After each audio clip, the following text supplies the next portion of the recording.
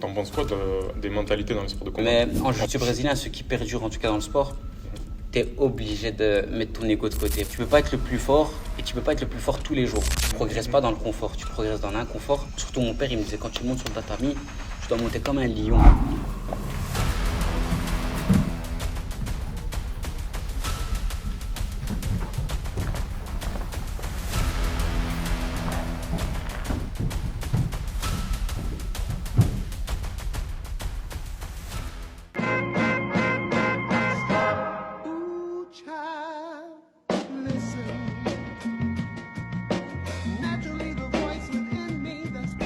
Naïm, comment tu vas? Ça va et toi, Idriss? Ça va très très bien. Là, on est au sein de la Joy Boy.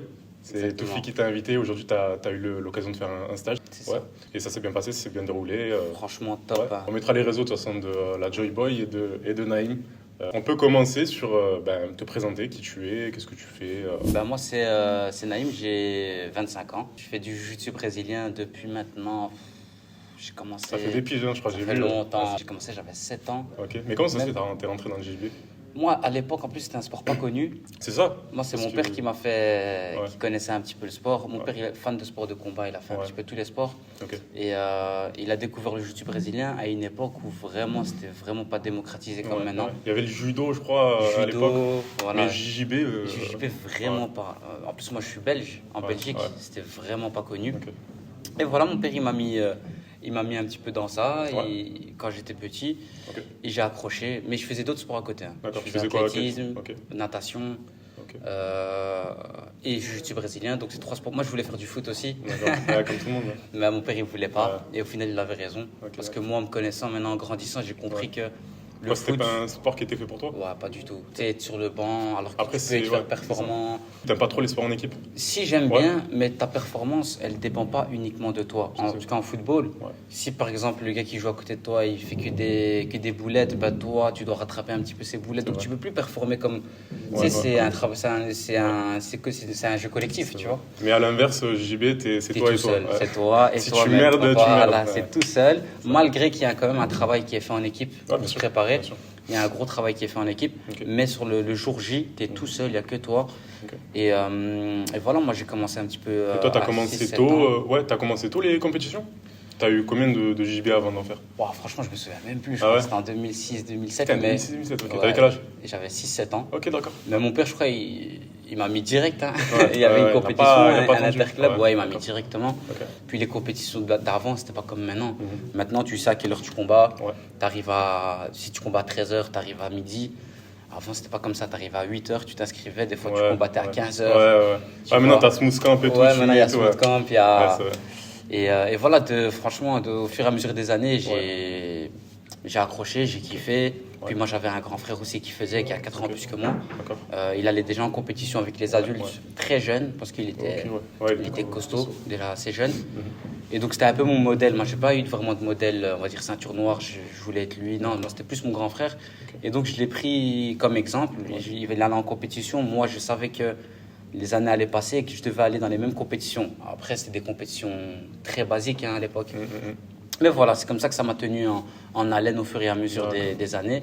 Et pour toi, ça t'a apporté quoi le grappling, le JB en général? Est-ce que ça t'a apporté des valeurs? Est-ce que ça t'a changé un peu ta mentalité sur les choses et tout? Je vais pas mentir parce que j'ai commencé petit, donc ça faisait partie de mon éducation. Ouais. Donc ça n'a pas changé vraiment ma personne. D'accord. Ça m'a plus façonné, ça m'a plus construit, mais ça m'a pas vraiment changé. Après, en termes de valeurs, ouais, ça m'a appris le respect de soi, des autres, le respect du tatami, le respect des gradés, Ouais. respecter les plus anciens.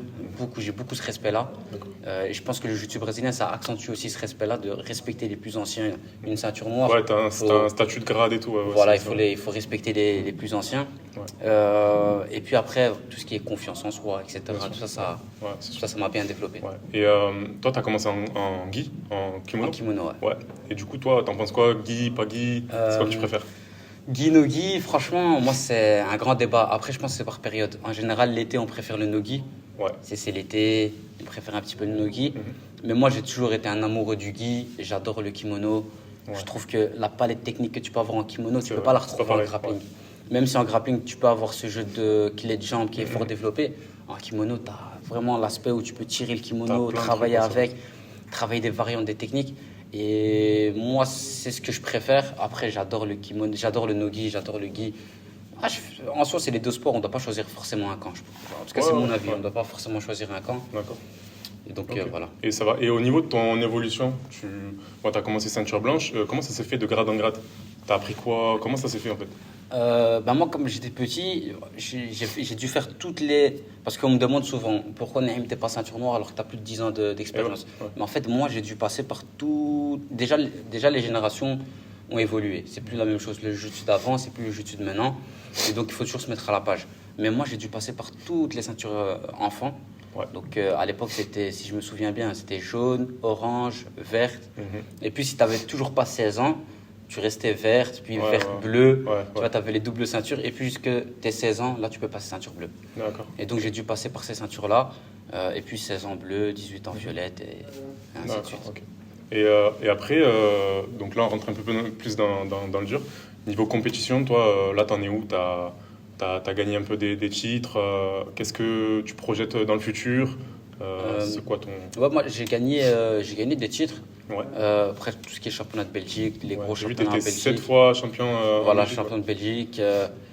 Après, j'ai fait champion du monde du U18 à Abu Dhabi en 2017. Ça va, le niveau, il était... Franchement, il était haut. Hein. Ouais. Franchement, moi, c'était la première fois où je combattais à Abu Dhabi. Ouais. Moi, mon père, il m'avait emmené là-bas. C'était plus dans une optique d'expérience et dans une optique de viens Naïm, je vais te montrer un petit peu c'est quoi le haut niveau de l'autre côté de... Ouais. Tu sais, on reste pas juste en Belgique ou en France ou en Hollande, parce qu'on combattait beaucoup France, Hollande, Belgique un petit peu. Il n'y avait pas beaucoup de compétition à l'époque. Et donc mon père, c'était vraiment dans cette optique-là. Il m'a pris moi et mon grand frère. Il nous a dit venez, je vais vous montrer un petit peu c'est quoi les petits là-bas, comment ils s'entraînent, les Russes, les Émiratis. Et franchement, moi je passe le premier tour, deuxième tour, troisième tour, quatrième tour, j'arrive en finale et je gagne. Et franchement, c'était une super expérience. T'as ressenti quoi à ce moment-là quand au 5e combat, tu gagnes? C'est quoi qui s'est passé? Franchement, c'était trop bien. Franchement, c'était une super sensation. J'étais jeune, j'avais 17 ans. Et franchement, ça m'a t'a bien lancé dans ta carrière, je pense. Ouais, franchement, Après, mon père, il m'a directement remis... Voilà, pas de prise, pas prendre la grosse tête, continuer à s'entraîner. Il faut continuer à faire des résultats. Mais franchement, c'était une super expérience. Moi, j'ai trop kiffé. C'est sûr. Et toi, de ton côté, t'en penses quoi des mentalités dans les sports de combat? En particulier le JJB, le grappling. Est-ce que tu ressens parfois de l'ego? Est-ce que tu ressens des... Ouais, l'ego fait partie de l'humain. Donc en vrai, tout le monde aura de l'ego. Mais en jiu-jitsu brésilien, ce qui perdure en tout cas dans le sport, t'es obligé de mettre ton ego de côté. Parce que tu peux pas être le plus fort et tu peux pas être le plus fort tous les jours à la salle. C'est impossible. C'est sûr. Donc tu dois te mettre en difficulté, même pour progresser. Tu progresses pas dans le confort, tu progresses dans l'inconfort. Et donc tu es obligé de sortir de ta zone de confort, de te mettre en difficulté, parfois avec des adversaires qui sont... Parce que le jiu-jitsu, c'est un sport bizarre. Parfois, tu vas avoir plus facile avec un gars qui est plus lourd que toi et plus costaud. C'est vrai. Et inversement, parfois, tu vas avoir du mal contre quelqu'un qui est plus léger que toi, qui est plus petit, qui est plus jeune. Et c'est ça qui est intéressant dans le grappling. C'est ça qui est chouette. Surtout moi, tu as vu, je suis un peu skinny, on n'est pas... on fait pas de 90 kilos. Tu peux tourner avec des gens qui sont un peu plus lourds et tu peux réussir à t'en sortir. Tu as des prises, tu as de la technique et tout, tu vois. Par exemple, toi, au niveau technique-force, ton rapport, c'est quoi? Tu privilégies plus la technique, plus la force? Technique, hein. Ouais, moi, j'ai toujours été le plus jeune, le plus maigre. Parce que j'ai vite... Vers 14 ans, je m'entraînais déjà avec les adultes. Parce qu'il n'y avait pas, même encore maintenant, il n'y a pas vraiment de grosse structure pour les jeunes. Et donc, tu es obligé d'aller avec les adultes. Et donc, j'étais toujours le plus jeune, le plus petit, le plus maigre. Donc, tu as tourné avec plus fort que toi à chaque fois, en fait. Obligé. Donc, il fallait s'en sortir à la salle. Sinon, parce que je m'entraînais déjà, je me rappelle à l'époque, je m'entraînais déjà 5-6 fois semaine, j'avais 15 ans. On s'entraînait loin en plus. Mon père, il voulait vraiment nous emmener dans des clubs qui avaient un bon niveau. Pour lui, ça ne servait à rien de m'emmener dans un club qui était à côté de la maison, mais dans lequel je n'allais pas progresser de manière efficacement, tu vois, de manière efficace. Il préférait faire 50 km aller, 50 km retour, mais au moins il savait que j'avais un entraînement de qualité. Et donc pour m'en sortir, j'ai dû avoir avoir une grosse palette technique, accentuer ma technique, toujours réfléchir, essayer de s'améliorer, toujours réfléchir à comment je peux battre un adversaire plus lourd. Et j'ai l'impression que dans ton parcours, il y a souvent ton père. Qu'est-ce qu'il a eu comme place dans ta vie, dans ton... Franchement, moi... Après, je parle beaucoup de mon père, mais ma mère aussi. Mes deux parents, ils ont fait un travail de fou. Tu avais un soutien de la part d'eux? Que ce soit un soutien moral, financier, un soutien sur tous les plans. Moi, mon père, c'est mon coach. C'est lui qui m'a expliqué comment m'entraîner. C'est lui qui me disait un petit peu. Je me rappelle même avant, il me disait des choses. Je me disais, ok, je les faisais parce que c'était mon père et on les faisait, sans vraiment comprendre ce qu'il me disait. Et au fur et à mesure des années, maintenant que j'ai pris de l'âge dans le sport et que j'ai grandi en maturité, je me suis dit, purée, en fait, il y a 10 ans, il avait raison, il était en avance sur tout le monde. Ça, c'est les darons, ça. Il te dit un truc, tu le captes 10 ans après. Là, laisse tomber, c'était trop. Et donc, c'est lui qui m'a expliqué comment m'entraîner avant une compétition, après une compétition, quand il fallait s'arrêter. Parce que mon père, il est très informé. Il s'informe beaucoup, il s'instruit tous les jours et il va chercher la connaissance sur vraiment partout. À la maison, on a plein de livres, tu vois. Et donc, il me disait, c'est lui qui m'a programmé en fait. Et quand je suis arrivé à 18-19 ans, il m'a donné toutes les armes pour voler de mes propres ailes. D'accord, je vois. Donc t'avais tout un monde autour du sport. Ouais, non, c'est bien. J'ai eu un soutien et je pense que sans ça, j'aurais pas pu performer et évoluer comme j'ai pu évoluer, même si voilà, je suis encore nulle part. Hein. Ouais, t'as quand même bien encore nulle part, mais il faut encore travailler. Et du coup, c'est quoi tes projets au futur? Qu'est-ce que tu aimerais? Là, je sais que tu as créé ton organisation de Gorilla BJJ. Ouais, tu as créé ça. Et qu'est-ce que tu aimerais faire par la suite, dans le futur et tout? Moi, je veux déjà ma carrière sportive, donc continuer, pas se mettre de limites. CFJJB Moi, je fais pas trop la CFJJB, plus IBJF, les gros championnats. AJPX. AJP. Essayer d'aller vraiment. Essayer d'aller battre les meilleurs du monde, essayer d'être le meilleur du monde. En fait, c'est ça l'objectif. Pas se mettre de limites, vraiment pas se mettre de limites. Et je pense qu'on peut, si on a la volonté et qu'on se donne les moyens, on peut vraiment atteindre des sommets. Est-ce que tu as déjà douté de toi? Ouais, franchement, ouais. Parce que j'ai l'impression que les combattants, ils en parlent pas trop. Ouais, franchement. Mais avant un combat, est-ce que tu t'imagines un peu l'adversaire? Est-ce que ton cœur y bat? Moi, j'ai un souci. Et c'est bizarre parce que quand on me voit combattre et qu'on me connaît pas, jamais on va penser ça. Moi, j'ai un problème, c'est que moi, je surestime toujours mon adversaire. D'accord. En vrai, c'est un problème, mais ça peut être un avantage. Ouais, aussi, mais après, je stresse beaucoup. Je stresse énormément. En vrai, et je me dis, il est plus préparé, il est plus entraîné, il est plus... Et vraiment, je stresse vraiment. Moi, j'ai pas peur de le dire. Je stresse, moi. Quand on me demande, moi, je suis un grand stressé avant les tous les combattants, ils stressent. Même Mike Tyson, il disait, il chialait dans les loges. Ça m'étonne même pas. Parce que plus tu montes en niveau, plus le niveau est difficile. Mais par contre, je pense qu'il faut pas le montrer, tu vois. Ouais, non, il faut pas le montrer. Il faut que cette peur, tu la transformes. Elle ne doit pas te tétaniser.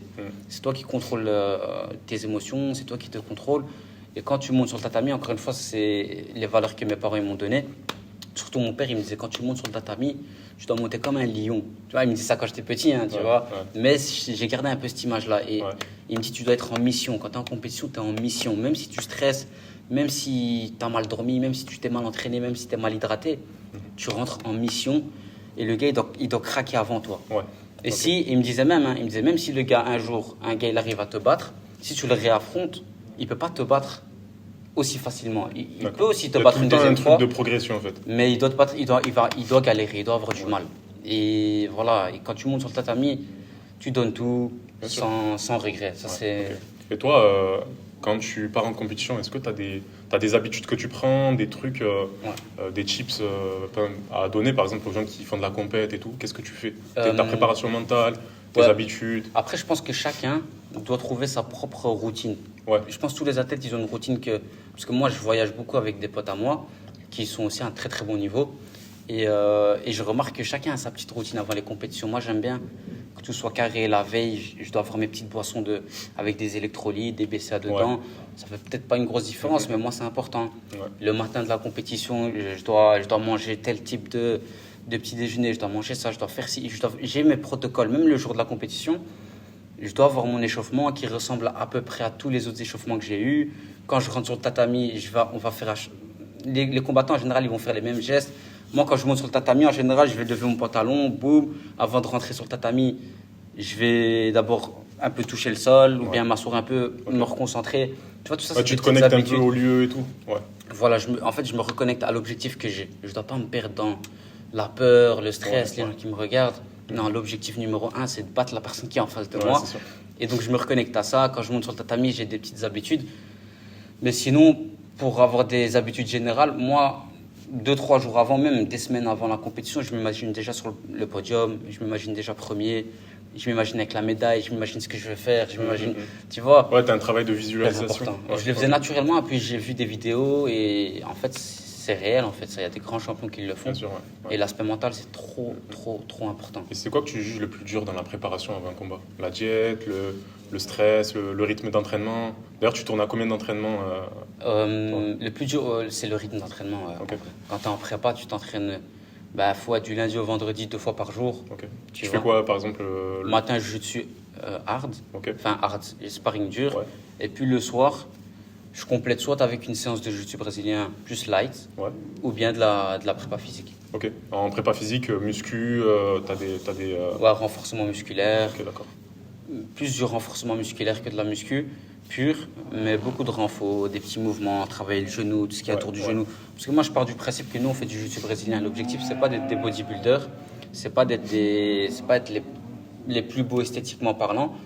L'objectif, c'est d'être le plus fort et d'avoir un corps fonctionnel pour le jiu-jitsu brésilien. D'accord, ouais. Et donc, on va faire des petits mouvements qui sont un peu bizarres à faire, Ouais, mais c'est qui ça. vont travailler des petites articulations, Ouais, c'est le ça. genou, le Ouais. coude. De toute façon, grappling, JJB grappling, les blessures elles viennent vite si tu fais pas ce travail-là. Ouais, ça vient très très vite. Ouais, surtout. le Après, dos, les genoux, t'as toutes les articulations comme ça. Ouais, le dos, la hanche. Moi, des fois, je me lève le matin. Ouais. Ouais. Je me dis, c'est ouf. dur. Surtout la veille, quand j'ai fait un ou deux entraînements durs et j'ai fait beaucoup de garde. Ouais. Ouf, je le sens, mes Ouais, bien hanches, sûr, bien le sûr, bas bien du sûr. dos. Je me dis, ouf. Ouais. Ah, c'est On va dur, c'est tenir un sport jusqu'à dur. quand Hein. Ouais, c'est sûr. Ouais, c'est un sport dur. Et toi, en compétition, toi, tu es dans quelle mentalité dans le combat? Quand ça commence, le chrono il commence, et les juges et tout. Moi, franchement, c'est bizarre. Hein. Ouais. Moi, ça commence, je suis un peu en stress. Donc, dès que le combat il commence, le stress il redescend. Mais je sais maintenant que lorsque l'adrénaline elle descend d'un coup, direct ton cardio il prend un coup. Ça veut dire que tu vas te sentir fatigué. Et ça, c'est tout à fait normal. Moi, au début, je comprenais pas, je travaillais le cardio. Le premier coup de fatigue, il vient quand l'adrénaline elle baisse d'un coup. Ouais. Après, en général, les premiers échanges avec l'adversaire. Et là, tu as un gros coup au moral. Mais c'est vrai, ça, en parfois. compétition, je trouve quand enfin, pour moi, hein, mon niveau descend. C'est très, très bizarre à sentir. Le cardio, tu sens que tu tétanises vite. Vite. Ouais, et alors que l'entraînement, la veille, tu claquais des trucs. Ouais, toi. tu faisais 10 sparring Ouais, sans c'est ça, problème, c'est ça. les yeux Mais fermés. ça, ouais, je pense qu'il y Et a là, une au bout de explication 30 que ouais, c'est secondes, ça. mais ça, c'est le premier souffle. Tu vas voir que si tu continues, que tu Ouais. passes au-dessus, tu vas voir que ton corps, c'est des alertes en fait. Ton corps, il te met des petites alertes. Il te dit, oh là, ça devient dur, vas-y, arrête. Moi, j'ai toujours une petite voix dans ma tête qui me dit, c'est bon, arrête, c'est bon, c'est pas grave. Elle est dure, cette voix. Rentre à la maison, Ouais, ouais. ouais. Il te dit, rentre à la maison. Il y a une prochaine compète dans 1 mois, tu C'est feras ça, c'est mieux, ça, t'inquiète c'est ça. pas, tu vas être champion du monde. Ouais, Tu vois, mais non, ça, faut pas l'écouter. Faut continuer à avancer. Il faut être en mission. Il faut continuer à faire ce que tu sais faire et suivre le game plan et continuer à attaquer et se dire que l'adversaire aussi, c'est un humain. Ça veut dire qu'il a des émotions. Et voilà, Bien sûr. quand il galère à passer la garde, Ouais, ben, faut il pas se dire que galère. c'est un robot. Ouais, moi, j'ai ce c'est problème-là. Terminator. Moi, j'ai l'impression que ceux que j'affronte, c'est des Ouais, robots. ouais. Mais je crois qu'on a un peu tous ce problème. Ouais, c'est incroyable. Ouais. Ok, ça marche. Bah écoute, je pense qu'on va passer à la partie où on tourne. Ouais. On va essayer de tourner à peu près 2 rounds, 5 minutes, tranquille. Ok. Et on va voir si tu as des techniques à nous apprendre derrière et tout. Ok. Tu vois, on va faire le résumé. Avec plaisir.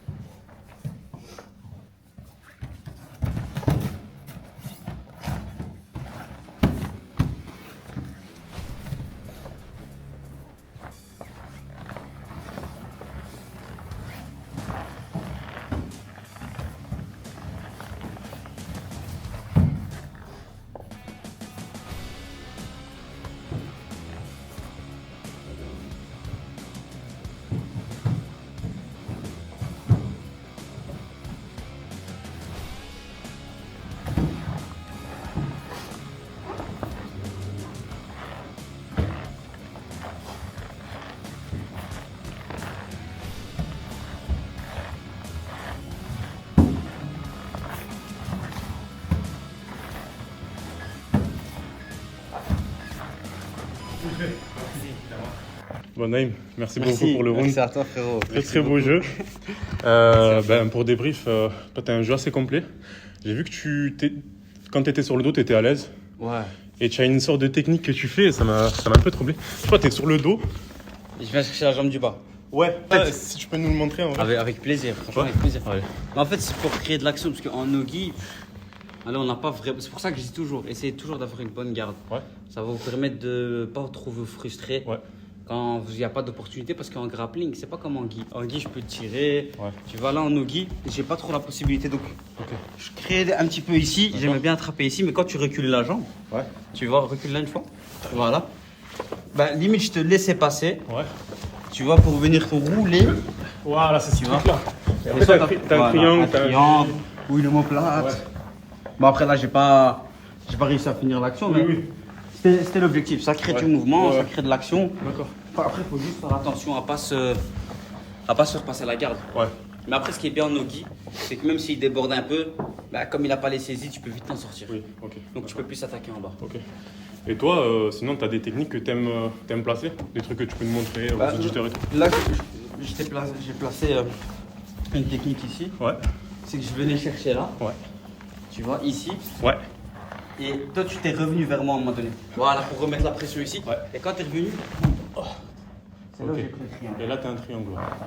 Ok, d'accord. Donc moi, je fais semblant que je viens attaquer ici, Ouais, ouais. là qui est garde. Tu sais, les gens, ils viennent ici, Ouais. boum, Ouais. ils attaquent les jambes. Ouais. Voilà, moi, je fais une feinte. Et toi, quand tu viens reposer ce genou-là au sol, boum, Et là, tu as un triangle. Ok. D'accord. c'est ça. Et après, franchement, tu défendais bien, tu Ouais. étais bien loin avec tes jambes. Ouais. Ah, franchement, Ok. c'est top. Bon, merci beaucoup, Naïm. Merci à toi, frérot. C'était un plaisir. On mettra les réseaux de Naïm sur la vidéo et la Joy Boy Academy qui nous a reçus. C'était un plaisir. Allez, suivre le frérot. Il va faire des bonnes perfs. Il y a une compétition qui arrive là le 10, c'est ça? Ouais, le 19. 19. Au championnat 19. d'Europe. Et on va voir ce que ça donne. Voilà, les gars, merci à tous. Merci à toi, Idriss, pour Merci. l'invitation. Pas de soucis, frérot. Merci au cadreur aussi, merci beaucoup frérot de ton temps.